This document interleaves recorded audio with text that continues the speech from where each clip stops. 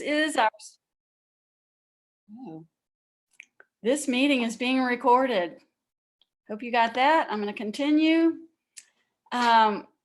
This is a special edition series of Green Drinks, and we really thank you for sharing an hour with us this evening on what felt like a spring-like day. Isn't it great? I just love being outside today. We appreciate your time. We are in a virtual format, obviously. We used to get together in person for Green Drinks, and it kills me that we can't be social anymore, but that's the way it is for now. And for the next 3 months, as we present this series, we'll be doing it on a virtual format.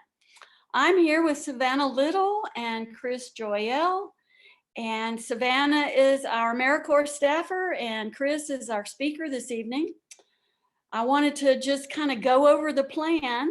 I'm going to talk a little bit about who we are, and we're going to talk a little bit about the Hendersonville or the Henderson County comprehensive planning process. And then I'll introduce our speaker. We encourage you to write questions in the Q&A, and I'm going to turn it over to Savannah to just kind of review this format, this webinar format with you. Hello, everyone. Thanks for tuning in tonight. As Katie mentioned, I'll be here kind of for tech support. So yeah, if you guys have any questions that come up where like maybe you can't hear or something like that, if you just drop it in the regular chat, I can chat with you and we can see if we can fix that.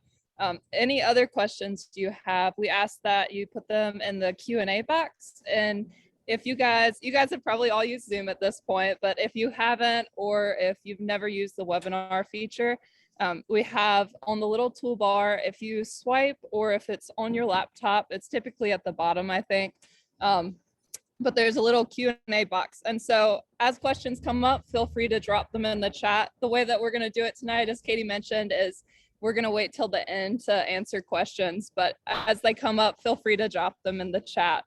And yeah, I think that is all. And if you would like to rewatch any of this tonight, this is being recorded, and it will be on the MountainTrue web YouTube, and I think it'll be on the Conserving Carolina YouTube as well. So there'll be different opportunities to rewatch it if you'd like. And with that, I'll turn it back over to Katie. Thank you very much.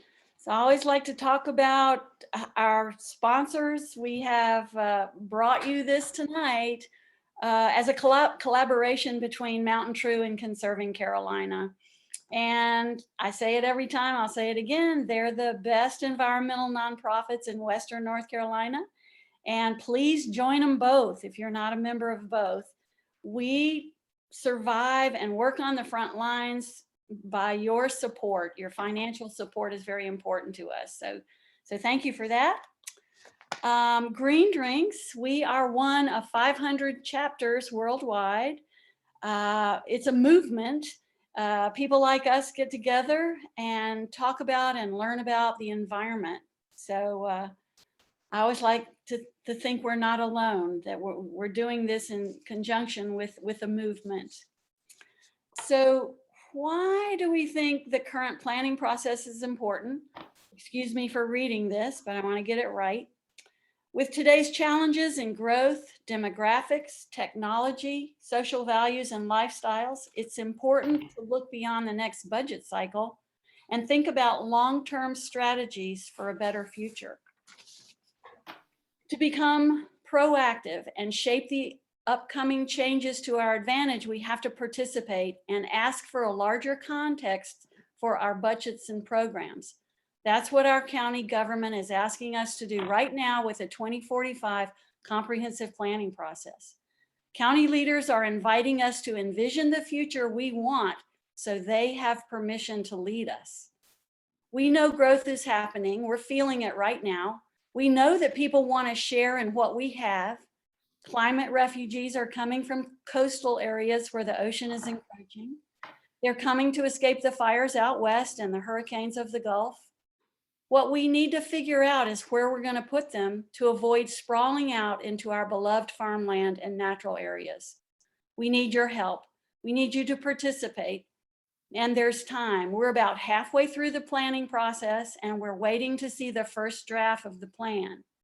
There will be time to give more public feedback and we will keep you posted on the timing. I want to tell you a little bit about our next 3 presentations in our series called Good Growth Makes Good Sense.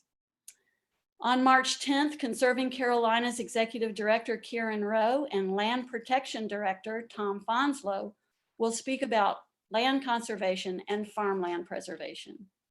On April 14th, Conserving Carolina's Assistant Director of Programs, Rebecca Robinson, will speak about trails, greenways, and parks. On May 12th, MountainTrue's Green River Keeper, Gray Jernigan, and the French Broad River Keeper, Hartwell Carson, will report on the state of the river, how land use planning can make or break water quality.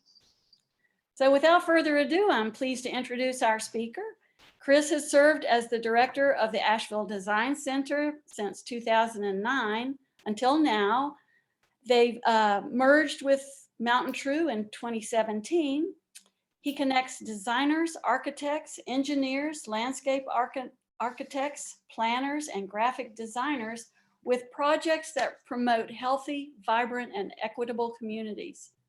Prior to his arrival in Western North Carolina, Chris worked with the Nature Conservancy, the Connecticut River Watershed Council, and the League of Conservation Voters. Tonight, he's talking to us about smart growth and how we can look to the past to plan for the future. Chris? Thank you so much. I will get my screen shared. You all bear with me. All right. So as Katie had mentioned, I head up the Healthy Communities program here at MountainTrue, and prior to that, worked with the Asheville Design Center. So for the past 15 years or so, I've really been focused on the built environment, and that's what we're going to talk about today. I've got a background in environmental and land use law, and a little bit of environmental advocacy as well. Very excited to be working on the Henderson Comprehensive Plan. We have a number of plans in the region that are popping up at the same time. Buncombe County is also engaged in their planning process. And there's a lot that we can learn from these neighboring counties and what they're working on. So today I will just jump right into it and kind of set the stage for the discussion. I wanted to start with an image of the what's known as the Land to Sky region. That is the 4-county region that we're in. Starting at the top with Madison County, Buncombe County in the middle. At the bottom, you've got Henderson County and Transylvania County to the west. We're looking at an image here that shows developed land as of 1975. And that is what's shown in the bright yellow that you can probably barely make out because it was a pretty sleepy area of the country 50, almost 50 years ago. So let's take a look at what's happened in this area going up to today. And you can just see an explosion in growth that we've seen primarily in Buncombe and Henderson County, and really looking at that axis of the I-26 and I-40 interstates. You see a lot of development popping up along those axes. And that's kind of pointing us towards the future and the growth that we can anticipate in the coming years. And that's really what comprehensive planning is all about, is to try and prepare for that growth. So the growth that Henderson County has experienced, we've seen over the last 20 years about 30% growth within the county, and that growth has not just been isolated to the municipalities within the county, not just Hendersonville and Laurel Park and Mills River and the other incorporated towns, but also in the unincorporated areas. We've seen a very similar growth rate. So we're seeing growth almost consistent throughout the county. And based on those previous growth patterns, we have a pretty good estimate of where things are going in the future. Now, hold on a second. There we go. And one of the factors that's out there ahead of us that we still haven't, I think, fully wrapped our heads around is how climate change is going to change the migration patterns to our area of the state. it's estimated that that we're going to see a significant boost. Even looking at past growth patterns, we can probably anticipate an acceleration in the next 25 years. So the numbers that I'm going to present to you are actually rather conservative, and it's kind of scary to think about that. But when we think about what's going to be coming to our area in the next 25 years, a lot of that migration is going to be coming from the coastal areas like Florida and the Gulf Coast. And we're seeing a lot of folks coming in from the west as well, as wildfires are pushing a lot of people out of California and into more hospitable climates like you find here in the mountains. So I think that the growth that's being estimated for Henderson County at current rate is probably at the low end. But right now, the state budget office is predicting that in the next 25 years, Henderson County will be receiving about 39,000 people. So that's about the capacity of the Atlanta Braves' new stadium, just to give you a visual of how many people are coming to Henderson County in the next 25 years. Housing experts have taken that number, and they estimate that that's going to require us to build 17,000 new homes in order to house all those people. So that sets the stage for today's discussion. We have to build 17,000 new homes to welcome 39,000 new neighbors, and we need to figure out where they're all going to go. And the good news is that we have a process for that. The state requires that any county that undergoes any kind of land use control, like zoning, is required to update a comprehensive plan every 20 years. And that gives communities a chance to be able to look back, see what's happened in the past 20 years since the last time that they updated their plan, and see what worked, what didn't work, and then anticipate how they can accommodate growth and encourage the things that they want to see in their county for the next 20 years. So I'll leave this up for just a second, because at the bottom you'll see the website for Henderson County's 2045 plan. Really encourage you to go there. You can learn more about the virtual meetings that have been scheduled, the survey, which I'll touch on when we get to the end, which is still open. So just to give you an idea of where we are in that process, Katie had said that we are just about in the middle of that process, and that would be correct. We are right in smack in the middle. The public input portion of this process will close at the end of this month. So that's really your opportunity as a citizen to be able to weigh in on this plan and to share your vision for the future of Henderson County. The best way to do that is going to be through the survey that they've made available. Again, we'll provide that link at the end. And if you have had the opportunity to attend any of the meetings, a couple were in person, several were virtual, but it's a great way to share your thoughts with the county staff and the consulting team that's working with them in developing that plan. But we are far enough into that process now that we're beginning to see emerging themes that are coming out of the surveys and the interviews and the stakeholder meetings that the county and their consultants have been conducting, and it's beginning to shape up. We're getting a sense of where this plan is going. I'm going to be focused primarily today on growth management and housing, because the two go hand in hand, but there's really no way to separate growth management and housing from transportation or the preservation of agricultural lands or environmentally sensitive lands. All these things are connected.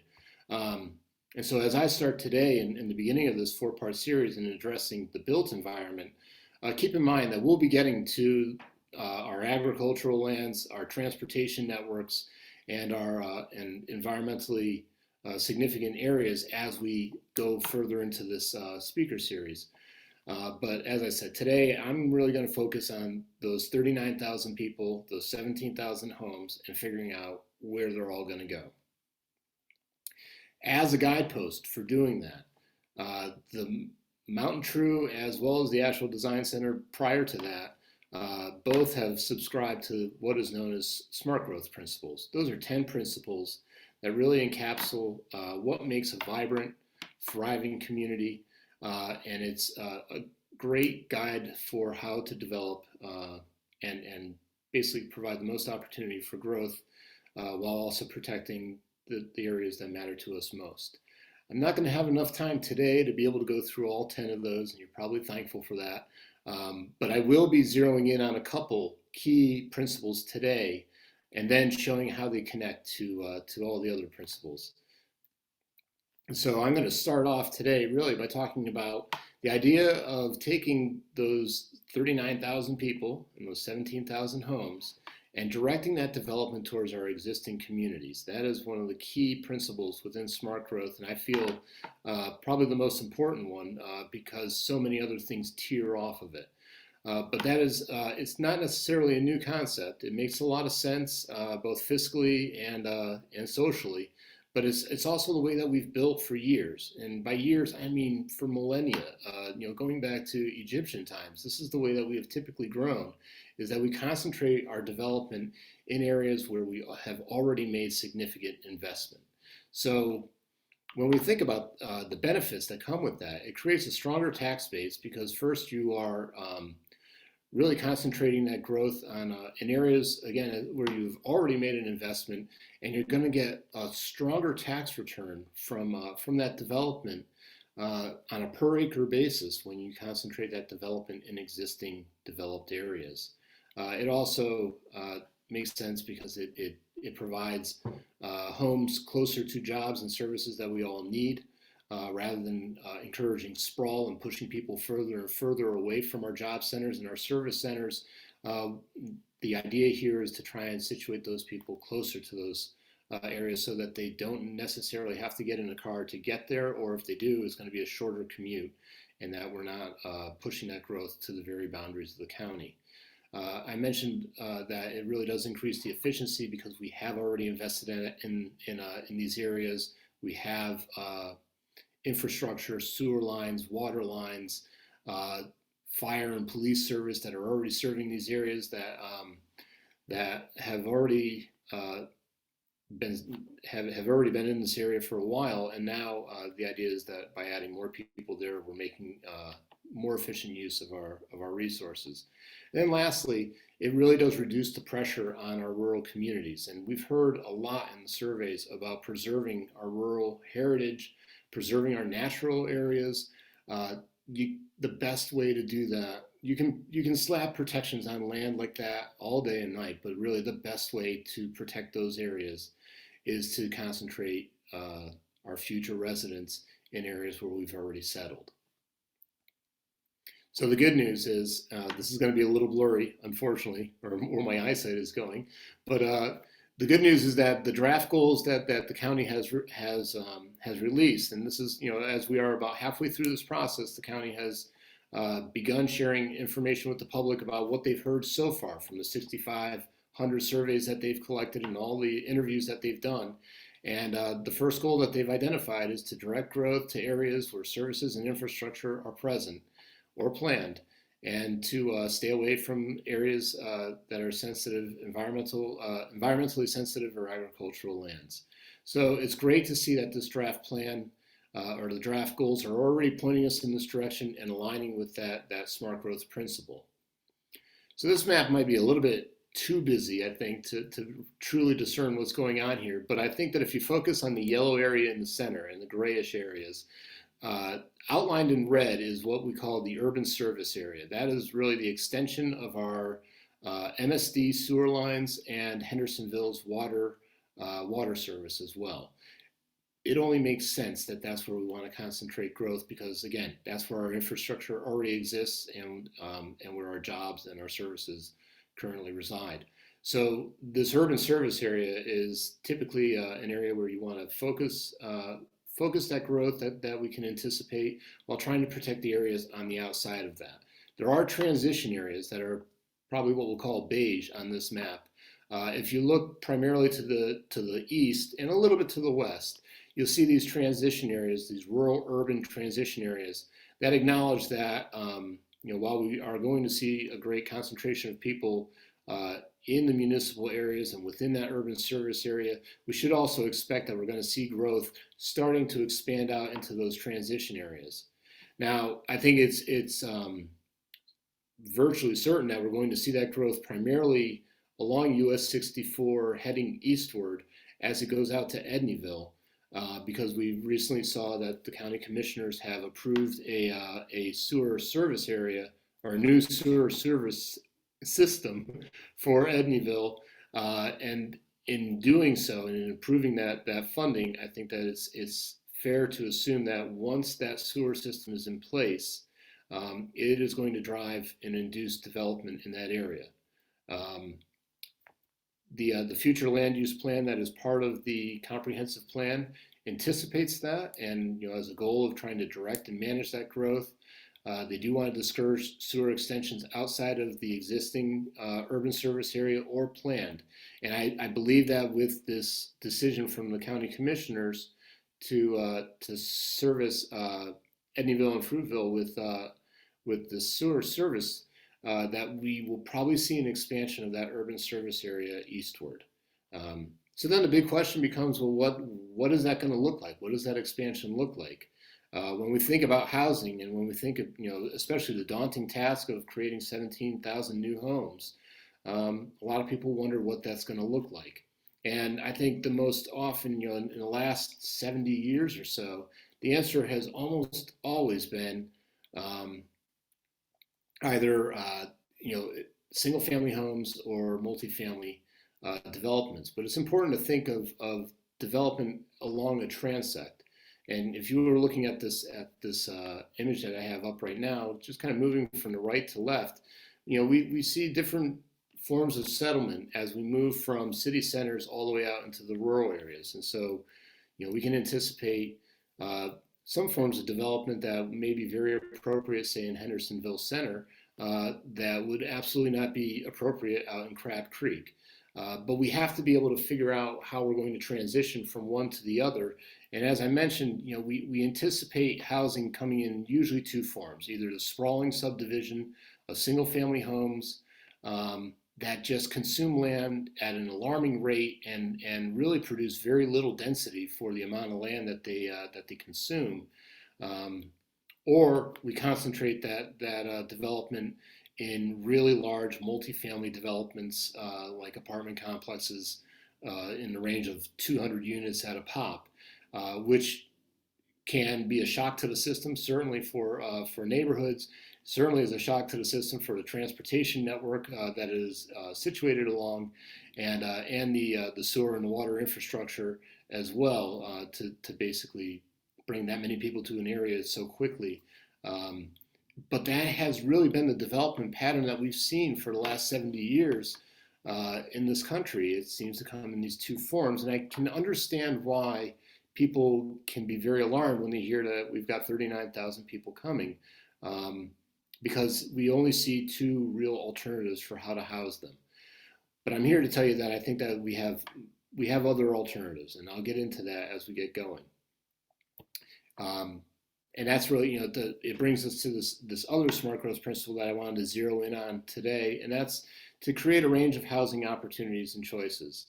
What I previously just showed you is two choices: either the single-family home or the multifamily apartment, and we have not built much of anything in between for the last 70 years, other than those two types of housing.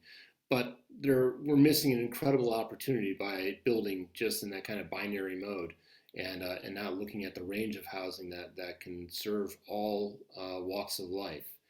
There's a lot of advantages that come with that. One is mitigating the environmental damage that the advent of the automobile and the interstate has really brought.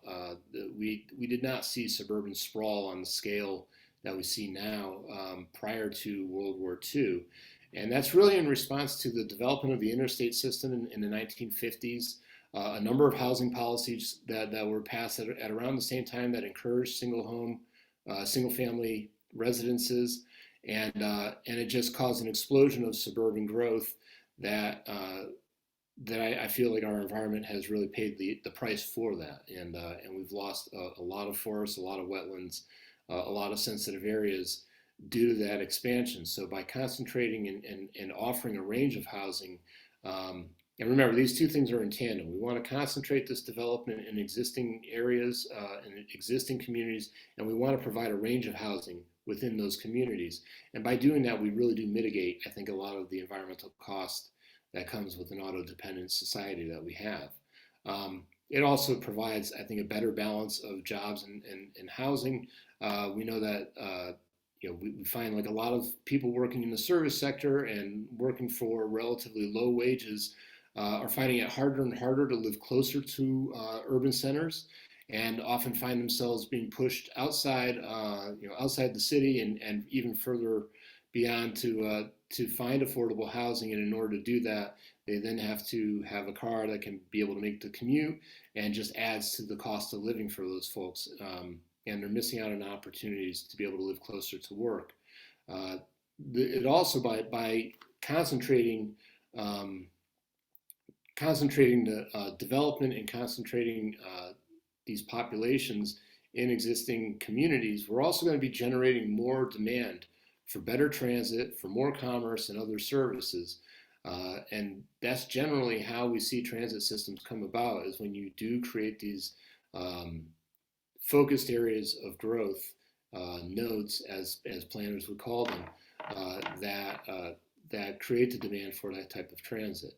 And then lastly, it does allow, I think, by creating this range of housing, it allows pretty much every walk of life to be able to find a place to live, whether it's a millennial that's ready to move out and strike out on his or her own and needs an apartment, if it's a young family that's looking to buy their first home, or if it's a senior that just doesn't want to feel isolated and wants to be living closer to other people and services. A full range of housing opportunities provides people with those choices. And that's really, I think, at the heart of what we're trying to do here. Good news, again, is that the draft goals released by the county reflect this smart growth principle as well. And so goal number 5 talks about promoting a diverse range of home ownership and rental opportunities. It's really important when you consider that right now, the Bowen Housing Report, which is a report that assessed the state of housing throughout our region, throughout the Land of Sky region, with a focus on each county, estimates that right now we are below 2% vacancy for rental units, and we have about 2 months, less than 2 months supply of housing stock for the buying market. And in a healthy housing market, you typically have about 6 months housing stock available. So anyone that's looking for a home right now, anyone that's looking for an apartment right now, I'm sure can share the stories with you of just how hard it is to be able to find a place to live right now. So all these things, I think, are going to be exacerbated when we can anticipate that growth is only going to accelerate, I think, in the next 25 years. Good news is also that we're hearing from the public that they're supporting these concepts. They are looking for more diverse forms of residential housing, clustered housing, concentrated housing, and acknowledging the preservation of agricultural and natural areas. They are giving the thumbs down to single-family sprawl, and that's good news. I think that the county has heard from the community and is responding in line. So the type of housing that I want to talk about that I think can play a pivotal role in addressing our housing crisis, while at the same time I think preserving many of the things that we value in Henderson County, is this concept known as the missing middle, or missing middle housing. This is not a new concept at all. This is actually the way that we used to build prior to World War II. You'll see on this diagram here that we have the detached family single family homes on the left. We have the multifamily apartments on the right. And as I was saying earlier, that is pretty much what we see from developers right now, exclusively. And very rarely do we ever get a mix of more traditional forms of housing, like duplexes and triplexes, bungalow courtyards and townhouses. These are ways that we can be able to bring far more people to a community without consuming as much land, while also, I think, protecting the character of our neighborhoods. You know, I say that I live in West Asheville, and in my neighborhood, within, I would say within a 3-minute walk of my neighborhood, I can come up on a six unit apartment sitting on a 1/4 acre of land, got an 8-unit apartment sitting on a 1/2 acre of land. We've got these kind of cool little row houses right up the street from me, five apartments that are that provide housing for a number of younger folks in our neighborhood. All of these forms of housing are all within about a 2-minute walk of the main street in West Asheville. So you can walk to the supermarket, you can walk to the bakery, to the barber shop, to the school. There's pretty much, you do not have the demand for automobiles as much. And I can say that personally. I got one oil change last year. I think I put on 2,000 miles on my car last year. It is remarkably convenient, but it also really lessens our carbon footprint at the same time. So this missing middle housing, though, faces some obstacles, and one of them is single-family zoning.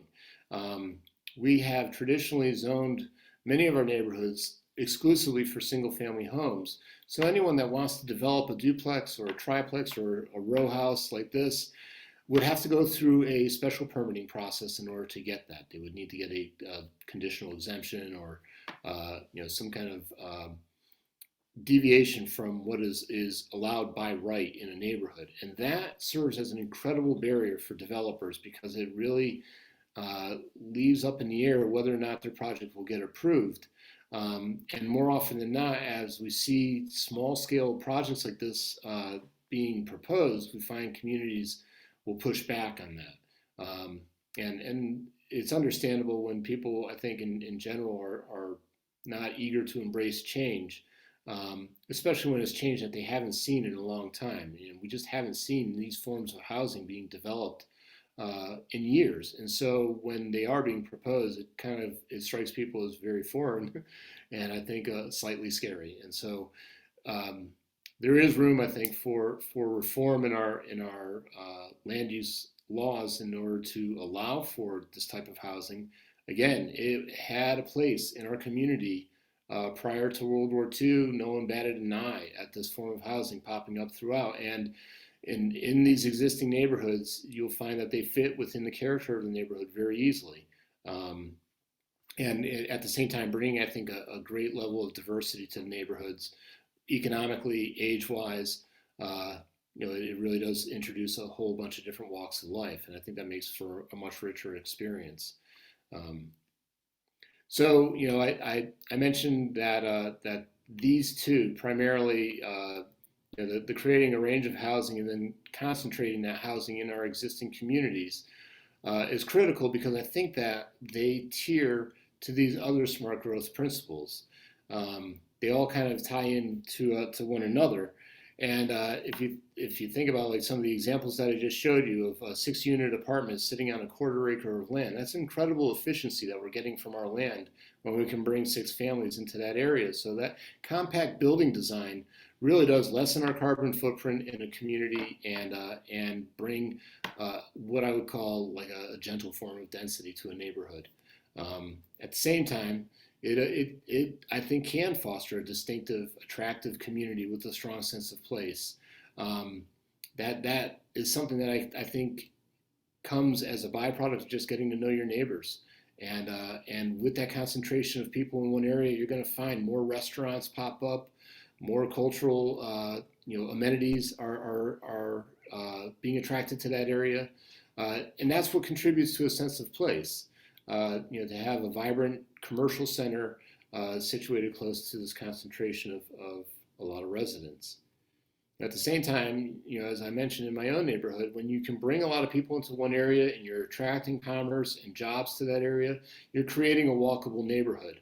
And in doing so, it just creates an entirely different environment. It definitely mitigates the damage that I think can be caused by suburban sprawl and requiring everyone to get in a car if they need to do anything outside of their home. And there's just something about living in a walkable neighborhood that I think is just really enjoyable when you get to see your neighbors face to face on the road. I mean, we're running out of space here, but I think it also plays an important role in preserving our open space and our farmland and the environmental areas that we treasure by reducing the pressure to develop out in those areas and concentrating our development in our established communities. It's going to make it that much easier for us to be able to preserve our agricultural heritage and our natural heritage. And lastly, by concentrating people in these communities, in these existing communities, we're creating more and more demand for transportation choices. So that if you do not necessarily want to buy another car, I know many millennials that don't even want to buy a car, and they want to have the opportunity to either take a bus, ride their bike, or walk to their destination. And that only comes when you create enough demand for that. And that's really what comes by concentrating development in existing communities, providing that range of housing so that you get all walks of life living in that community. It really does trigger all these other elements of smart growth that create incredibly vibrant communities. Ultimately, what I think you end up doing by when you create these types of communities, you're creating a lot of value in the property as well. And I know that a lot of property owners worry about the introduction of new forms of housing into their community, and they worry about what's going to happen to their property values. And yet we know that when you create a more walkable community, there's something called a walk score that is a way of measuring a community's ability to get around on foot. And that score can vary. My neighborhood is around a 74, I believe. But if you go on the other side of Louisiana Avenue in Asheville, it plummets down to 36. With every point that walk score goes up, you're also seeing about a 1% increase in the value of the properties in that area. So I think that a lot of these smart growth principles also secure and safeguard the investments that people feel that they've made in their homes. And by inviting this form of development into their community, I think they're only going to see the value of their homes go up. So I know that is a big concern for a lot of folks, but I can say it's living proof here in West Asheville. We've seen that as we've created a walkable community with a diverse range of houses, the housing market has shot up here beyond anyone's imagination. So with all that, it's really just a short and sweet version of the smart growth principles. I think it provides a wonderful opportunity to address the folks that are coming here, how we can accommodate them in such a way that we can preserve the character of our community, we can preserve our agricultural lands and the beautiful natural areas that we have on the outer reaches of our of Henderson County, while at the same time, I think providing a vibrant community and a vibrant home for a lot of folks that are going to be coming here in the near future. So if you want to weigh in on this process, as we mentioned, we're about halfway through the comprehensive planning process. You won't have another opportunity to weigh in like this until probably 2045. So instead of waiting 20 years, this is your chance to jump in right now. And at the website that you see at the bottom of your screen, that'll take you to a link to the survey that the county is providing. Definitely encourage you, if you haven't done so already. 6,500 of your neighbors have done so. They've weighed in, and they're informing this plan. And as we saw with the draft goals that have been released by the county, they're hearing a lot of really good ideas from the community. And I think that if they hear more of it, I think they're going to be that much more eager to follow through when it comes time to actually implementing this plan. So with that, I am going to open it up to any questions that folks may have. I'll leave it on this screen just so that folks have an opportunity to check out that website if they need to. Hey, Chris, before we get into the questions, I did want to mention to everyone that there will be another opportunity other than the survey to weigh in, because the consultants are putting together the draft plan right now. And in early summer, we expect to see that the public will have more opportunities to go and look at the draft plan and weigh in again. So it's not just the survey part that you'll have an opportunity for. That's a great point. And I'm really hopeful that we will see COVID receding at that point.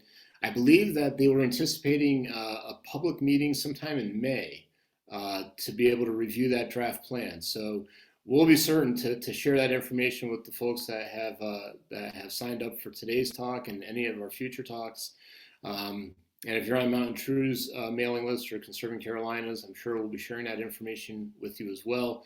But I think that we're going to have an opportunity to be able to weigh in on that draft plan in person. So thanks, Katie. Great point in bringing that up. Certainly, though, don't miss that opportunity to take the survey now and then be able to come back and see if they took your thoughts in that survey and put that into a draft plan. My It's guess is the people who are with us today have done that. I know I kind of suspect that as well. Savannah, are you seeing any questions for Chris? I don't see any yet. Okay, well, I had one. I was wondering, Chris, if we can incentivize that middle housing within our communities. I think that developers get the most revenue from building big houses. How are we gonna get them to build middle housing? Well, there are a number of incentives out there, not just for middle housing, but for affordable housing as well.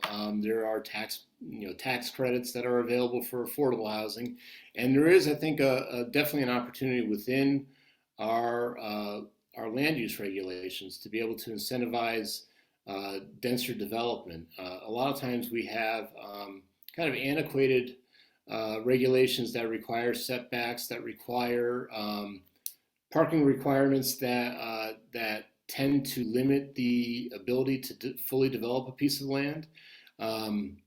As I mentioned earlier, the single-family zoning in and of itself can serve as a barrier to virtually every other form of housing. So I think that it does require some change in policy in how we use our land. There's open space requirements. There's even in Nashville we have a tree ordinance. A lot of those regulations can be tweaked in such a way so that there are incentives to create more density on the property without necessarily going up in scale and creating like a 5-story apartment complex. There's ways that you can encourage that kind of density on the land, while at the same time I think sometimes reducing the parking requirements. It varies from municipality to municipality. But I've seen it where sometimes for every apartment, it requires 2 parking spaces. And if you are developing in a city, if you're developing anywhere, parking tends to be the driver behind development. I was kind of shocked to learn this, but if you're developing in a city and you need to require parking, it's going to require structured parking, which is your parking decks, and that costs almost $25,000 per slot. So you can just see how a developer instantly starts eating up any of their profit in trying to provide parking. And if you move out into less intensely developed areas, more suburban areas, then that parking starts to take the shape of surface parking. So we start eating up acres of land in order to accommodate cars rather than people. And as I've been saying, I think like the last 70 years, we've been designing our country for cars rather than for people. So much of that is reflected, in our big box stores and our parking, expansive parking lots that front those spaces. That's not the way that we used to develop, and that's not the way that say like Main Street in Hendersonville was not developed in that way. It was developed on a human scale, and when we think of developing on a human scale, I think that we can bring density to areas that do not offend people's sensibilities, and I think can really add to the charm and the attractiveness of a neighborhood if it's done correctly. Looks like we have a couple of questions. Yeah, so the first one is from David, and David is asking, what about parks and greenways? Will there be enough space in currently developed areas? It's a great question, and I think that that's really at the heart of what a comprehensive plan is all about.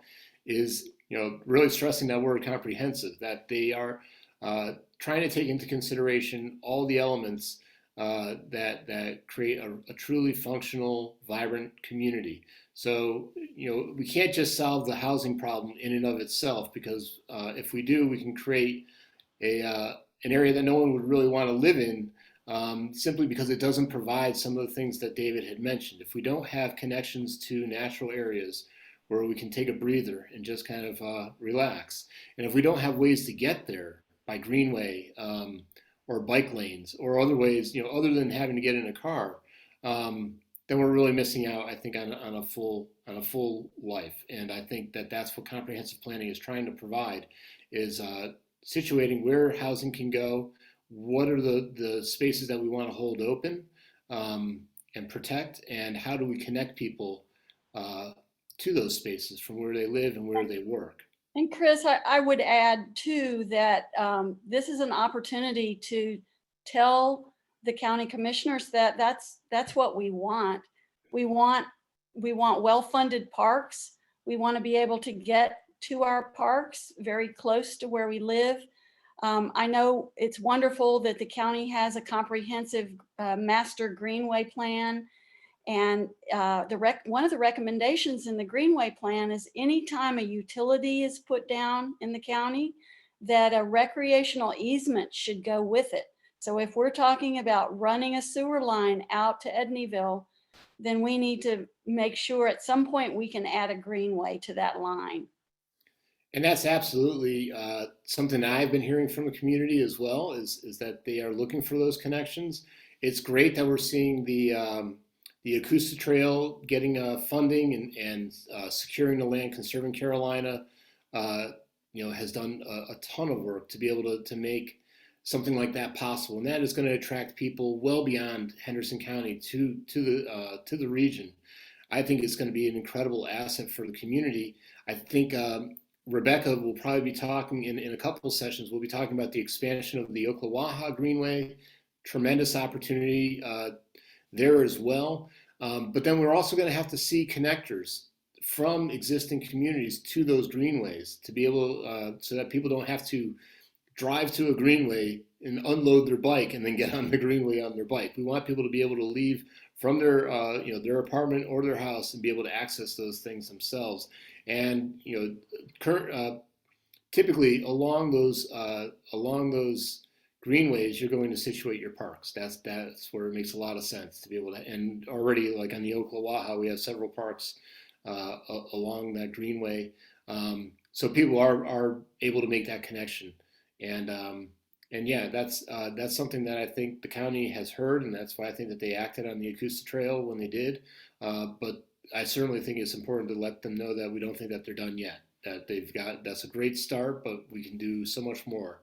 And if we do, it's going to make all that growth that we can anticipate in the next 25 years so much more bearable if we know that we have ways to connect to our natural areas without having to get in a car.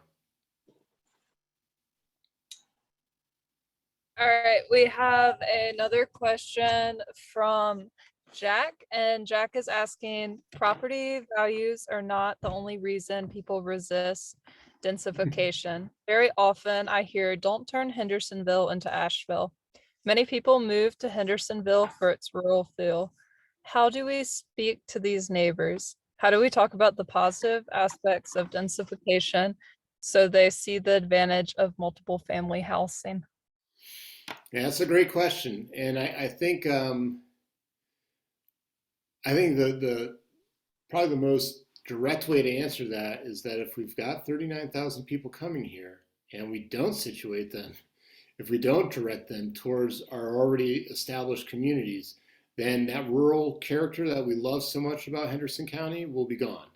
And I don't mean to be alarmist about that, but I do think that it's a trade-off that we're going to make. That if we don't want to essentially build the way that we've built for centuries in concentrating people in urban centers, in small town centers, and trying to protect the agricultural land that feeds us and the natural areas that renew us, well, then we're just going to get, I think, what we've seen in so many communities. The community that I left 17 years ago in Connecticut, that I saw what suburban sprawl can do to your landscape, and it created a place that I no longer wanted to live in. And one of the big reasons why I moved here was because I saw an area that had so many protected areas around their urban centers. It just seemed like a dream. But I know that can't stay like that forever if we don't take action. And if we just sit back and we hope for the best and we don't plan accordingly, then I think that we can we'll see a lot of that agricultural land, a lot of our rural landscape will disappear under subdivisions. And once that happens, you don't get that agricultural land back. And I think that is an incredible asset for us. That and our water are going to become more and more important, I think, as climate change really rears its ugly head, and we see the impacts that it's going to have, not just in our region, but across the globe. To be able to get our food right outside our door, to be able to have produce, fresh produce that's available to us, just a few miles away, that's an incredible asset. To have incredible resources of water resources. There's so many people that are going to be, I think, forced out of living in Western U.S. as the water wars accelerate, and they're going to look they're going to look at the rainfall that we get in the Southeast here, and they're going to see this is a great place to settle. It's only going to increase the development pressures here, but at the same time, I think it really accentuates how important it is that we protect those resources that make this area so unique. So I don't know. I think there's an organization that I encountered in Minneapolis that's called Neighbors for More Neighbors, and to me, it was a brilliant way of presenting the idea of density. Which you say the word density and people bristle, but the way that they presented it, I thought was just beautiful in being able to say that by inviting more neighbors into your community, you have an opportunity to find a new babysitter, or maybe a new best friend, or someone that can help you with an aging parent. It's basically the foundation of community. And if you value community, you know that people are the number one part of that equation, and you need to have people in order to have a community. So I'm hopeful that a lot of times I think people resist new development, sometimes purely on aesthetic terms, and designers can respond to that, and they can come up with better designs so that we are creating housing and new structures that are pleasing to the eye, and not something that's built to last 20 years and then fall in on itself. And that comes from us. That's the demand coming from the market. And I think that if we're demanding that, and we can create design standards that can also incentivize that, then we're going to build the type of cities and towns that we want. So I think we probably have time for one more at least. Savannah? So Chris is asking, I understand that Hendersonville also plans to open a comprehensive plan process before long. Are there things we should think about to smooth possible conflicts between visions? It's a great question, and it is very serendipitous that Hendersonville will probably be starting up their comprehensive planning process in June, and so it's a great opportunity, I think, for the city to be able to see where the county is going with their comprehensive plan. We're already seeing elements in this draft goals that I think will feed into Hendersonville's comprehensive plan. When we talk about concentrating development in existing communities and providing a range of housing choices, that's most likely going to happen in our urban centers and our smaller town centers. So I think that there is an opportunity for Henderson and Hendersonville to work together. And I know that there are some outstanding issues around sewer and water that are I've seen those issues in so many counties. It's kind of persistent in counties and their county seats. But I think that if we see cooperation between both the city administration and the county administration, I think that you can get some really good results there.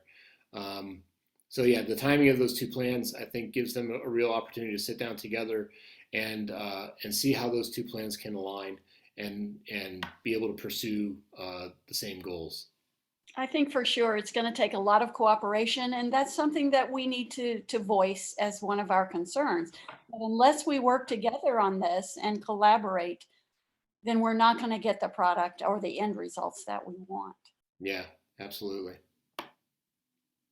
Okay, so we like to stay close to our 1 hour on the nose.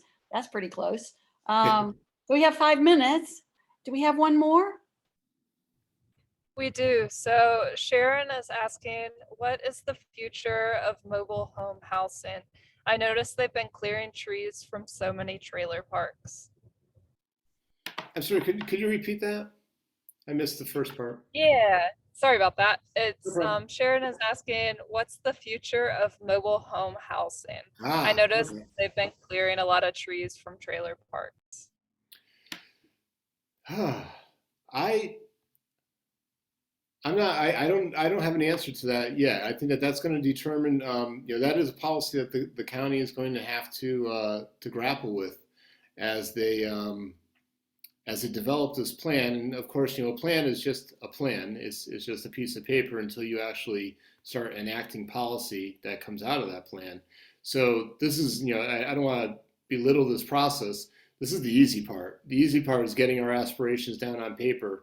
It's going to take a lot of work to then take those visions and bring that to county government to enact the policies that we want to see take place.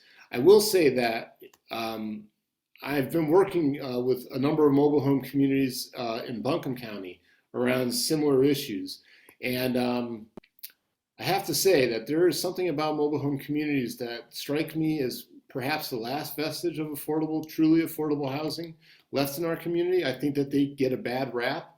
But I will say that for a number of the people that I know that live in mobile home communities, they will boast that they own their home and they own their home without a mortgage. And I have to say, I'm a little jealous when they say something like that. Many of them do not own the land that is underneath them. And that is a real predicament because a lot of mobile home owners are renting the land that is underneath them, and that landowner can very easily one day change their mind, decide to clear out the mobile homes, and take a bid from a home developer, and suddenly you lose a lot of affordable housing in return for what could be single family homes in return. There are in municipalities like Asheville tree ordinances that govern just how many trees we can take down in a given area or how many trees need to be preserved, and recognizing the value of tree canopy and what that can do for quality of life, not to mention energy usage. There's a lot of value to that. But I will say that in a lot of mobile home communities, those decisions are not really in the hands of the homeowners. It is in the hands of the landowner. And there are some movements in mobile home communities to cooperatively buy the land from the landowner and actually have cooperative ownership of the land. Incredible models that I've seen played out here in Buncombe County. So I think that there is hope.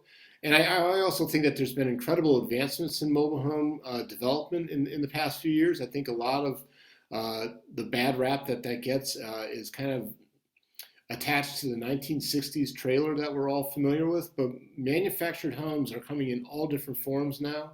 And yet there are a lot of prohibitions in many communities to having mobile home developments.